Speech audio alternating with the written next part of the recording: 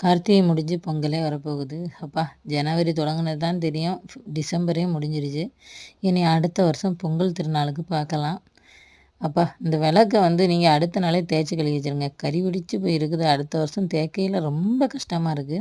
இந்த ஐடியா நல்லா இருக்கா? மஞ்சள நல்லா ஒரு தட்டில இது பண்ணி வச்சுட்டு, முக்கி முக்கி எடுத்து போட்டு வச்சுட்டா, விளக்குக்கு போட்டு சூப்பரா வச்சு முடிச்சுருவோம். அப்புறம் எண்ணெயெல்லாம் ஊத்தி ரெடி பண்ணி வச்சுட்டோம். வெளிய பார்த்தா எங்க அம்மா கோலம் போட்டுட்டு இருந்தாங்க. அதுக்கிடையில நான் என்னுடைய கைவண்ணத்த இந்த கதவுல காணிச்சுட்டு அந்த கார்த்திகைல வரும்போது நம்ம வீடெல்லாம் அப்படியே பார்க்க அப்படியே சாமி கோயிலுக்குள்ள என்ட்ரான மாரி உள்ள வேலைகளெல்லாம் நம்ம பண்ணி வச்சுருவோம்.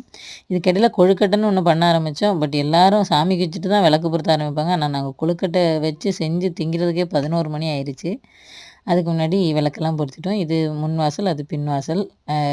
அப்புறம் வீட்ல கிடந்த அந்த தீபாவளிக்கு மிந்து போன மத்தாப்பெல்லாம் எடுத்து பொருத்திட்டு, அப்புறம் நைட்டு கொழுக்கட்டையும் சாப்பிட்டுட்டு படுத்து தூங்கிட்டோம். உங்க வீட்டு கார்த்திகைல எப்படி போச்சுன்னு கமெண்ட் பண்ணுங்க.